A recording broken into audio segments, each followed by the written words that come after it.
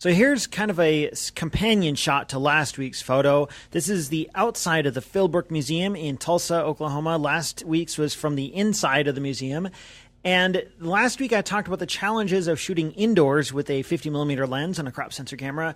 This one illustrates a few challenges of shooting outdoors, although they're kind of a different nature than the indoor shots. The first challenge in getting a shot like this is there's no people in this shot, and it's sometimes hard to do that. There's like this physical element of taking a picture like this where you have to deal with your surroundings. And in this case, this picture was taken when it was free admission to the museum, and so there was a lot of people there.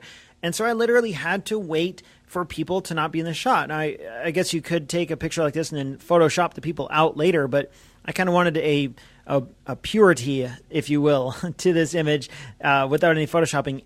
And I also didn't want to spend all afternoon waiting around for people to wander by, because we're visiting the museum, not as photographers, but just as tourists and people who like art. So I didn't want to spend like half an hour waiting for people. So that was one challenge, is getting the shot when there was no other people. Thankfully, when I took this, there was kind of a lull. It was mid-afternoon, and so it was really hot. Most people were actually inside. So that challenge wasn't too big of an issue.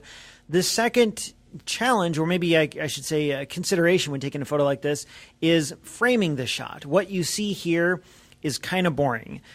And if you do a Google image search for the Philbrook Museum, this is probably the first thing that's going to come up. It's something just like this. But you know what? I like it. I like the symmetry. I like the colors. I like the way the lines converge on the house. It's simple, but it works. And to me, that's one of the important elements of composition, is not what you're supposed to do, but what looks good to you. For instance, there's a fountain behind me and where I'm standing here, and I tried a few shots with the fountain that kind of had a little motion blur going with the fountain. I didn't like it. And then there was also the fountain kind of obscured the image, and so I had to make an intentional choice just to shift my physical presence. And then there was the issue of what angle to shoot at, like high or low, or which side to side. Was there anything else I wanted in the shot? And even though this is kind of a basic picture, I just like it, and it works. And that idea of how do you frame your subject, how do you compose your shot, that's something that you have to be intentional about.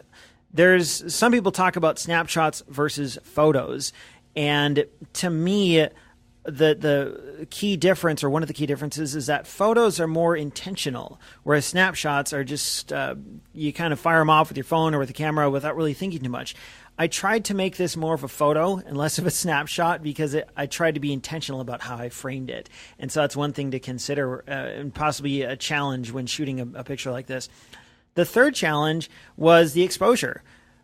I shot this at f5.6, ISO 100. It was super bright out. It was like 100 degrees out.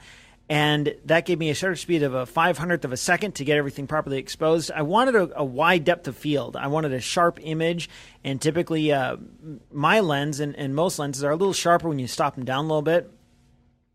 So I stopped down to f5.6. I wanted a relatively fast shutter in case there was any motion blur from wind rustling through the leaves. It wasn't super windy, but just in case. So that's why I chose that particular exposure settings. The original photo, you couldn't see much of the sky. The data was all there. I didn't add anything to the sky, but I had to coax it out of the raw file a little bit. So it was a little more washed out and plain, and I kind of had to coax the blue out in Lightroom to get it back to how it originally was when I shot the picture. And I tweaked some of the other colors a little bit just to make everything show up a little more realistically.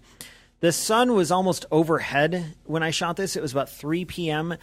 It wasn't directly overhead, but because it was off to the side a little bit, you can see some shadows. And it would be kind of cool to go back and shoot this picture when the sun is directly overhead, just to see what effect that would have on the overall, on the look of everything in general. The lesson here is, or sort of the takeaway is, know why you are composing a shot in a certain way. So this shot is really simple, but I can explain why it looks like this. I can justify the creative choices I made, even though it's kind of boring and simple. A lot of people probably have photos similar to this. I can explain exactly why I took a photo like this. And when you take a picture, this is sort of my challenge to you. When you take a picture, what is the subject of your picture? How do you want that subject framed within the context of your photo? Have you considered other angles or perspectives? And I would challenge you to take time to consider these when you're taking pictures, and it might help you make some different and more creative choices. Or you might just find yourself with the same shots as everyone else, but you know what? As long as you like it, it's all good in my book.